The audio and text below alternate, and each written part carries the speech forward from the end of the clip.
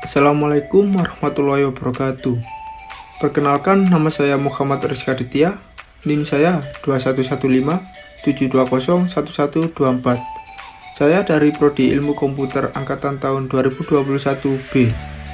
Di sini saya akan mempresentasikan hasil kerja saya tentang dasar sistem terdistribusi. Apakah sebenarnya sistem terdistribusi itu? Sistem terdistribusi terdiri dari dua kata, yaitu sistem dan terdistribusi. Sistem terdistribusi merupakan sekumpulan elemen yang saling berhubungan satu dengan yang lainnya dan membentuk satu kesatuan untuk menyelesaikan satu tujuan yang spesifik atau menjalankan seperangkat fungsi. Adapun infrastruktur utama dari aplikasi sistem terdistribusi ini adalah 1. Jaringan komputer baik dalam skala lokal atau LAN, metropolitan atau MAN, skala luas atau WAN, maupun skala global atau internet. Yang kedua, beragam perangkat keras dan lunak serta penggunaannya yang berada dan saling terkait dalam sistem jaringan yang membentuknya. Penerapan sistem terdistribusi merupakan bentuk usaha untuk memanfaatkan secara optimal sistem jaringan komputer yang dibangun di dalam perusahaan. Sistem ini dibangun dengan tujuan 1. Mengatasi bottleneck, di mana tumpukan pekerjaan pada suatu terminal dapat didistribusikan ke terminal-terminal lain. Yang kedua, mendukung layanan, misalnya layanan penjualan dengan menggunakan terminal-terminal yang tersebar di berbagai tempat. Yang ketiga, mendukung sistem kerja jarak jauh, misalnya sistem kerja small office, home office yang memungkinkan karyawan untuk bekerja dari rumah sehingga tidak harus datang ke kantor.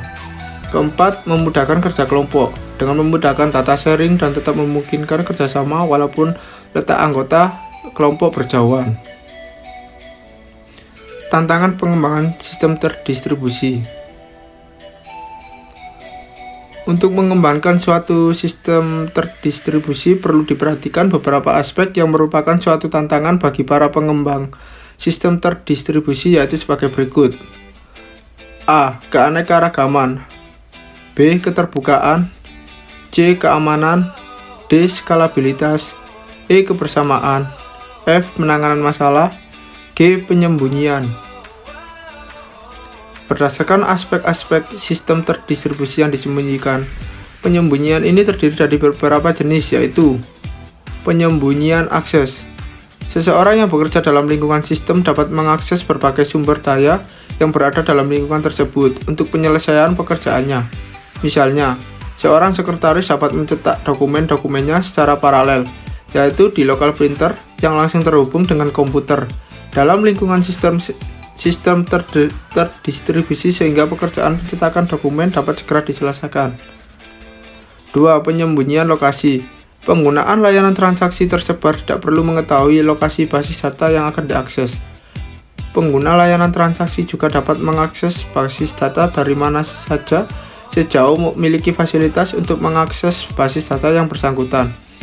Misalnya, nasabah bank yang melakukan transaksi lewat ATM tidak perlu repot untuk mengetahui letak basis data yang akan diakses. Nasabah juga dapat melakukan transaksi dari ATM bank dimanapun. Yang ketiga, penyembunyian kebersamaan. Pengelola data nasabah bank misalnya tidak perlu bingung untuk melayani transaksi untuk nasabah tertentu, karena sistem terdistribusi mampu menangani transaksi yang terjadi bersama. Sebagai contoh, nasabah dapat menarik dana dari mesin ATM, sedangkan pada saat yang sama ada rekening dari nasabah tersebut yang melakukan transfer dana ke rekening nasabah yang sama. Yang keempat, penyembunyian replikasi.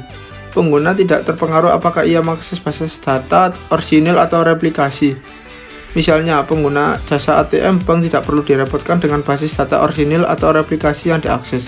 Contoh, suatu waktu sebuah bank yang berpusat di Jakarta melakukan replikasi basis data di Surabaya untuk membantu melayani transaksi di Surabaya dan sekitarnya. Nasabah di Surabaya yang semula dilayani oleh server Jakarta tidak melihat atau direpotkan oleh penggantian server ini. Yang kelima, penyembunyian masalah. Apabila salah satu komputer dalam sistem terdistribusi mengalami kerusakan tersebut dapat diatasi secara langsung dan cepat tanpa terlihat dan tidak memerlukan banyak campur tangan dari pengguna. Misalnya dalam kasus server basis data bank di Jakarta yang direplikasi di Surabaya sebelumnya. Bila mana server basis data di Jakarta down, maka transaksi nasabah dilakukan oleh server basis data di Surabaya. Namun, pergantian server basis data ini tidak terlihat dan tidak merepotkan nasabah. Yang keenam, penyembunyian skala. Pengguna tidak terpengaruh atau direpotkan apabila komputer dalam sistem terdistribusi di-upgrade guna meningkatkan kinerja dan jangkauan layanan. Misalnya, nasabah ATM tidak terpengaruh atau terganggu apabila prosesor dan memori basis data bank ditambah. Arsitektur sistem terdistribusi. Arsitektur didefinisikan sebagai suatu rancangan untuk penyusunan dan operasi komponen-komponen suatu sistem, di mana rancangan tersebut mengidentifikasikan komponen beserta fungsi masing-masing komponen, konektivitas atau hubungan antar komponen, dan mendeskripsikan pemetaan fungsionalitas ke dalam komponen atau rangkuman dari berbagai sumber.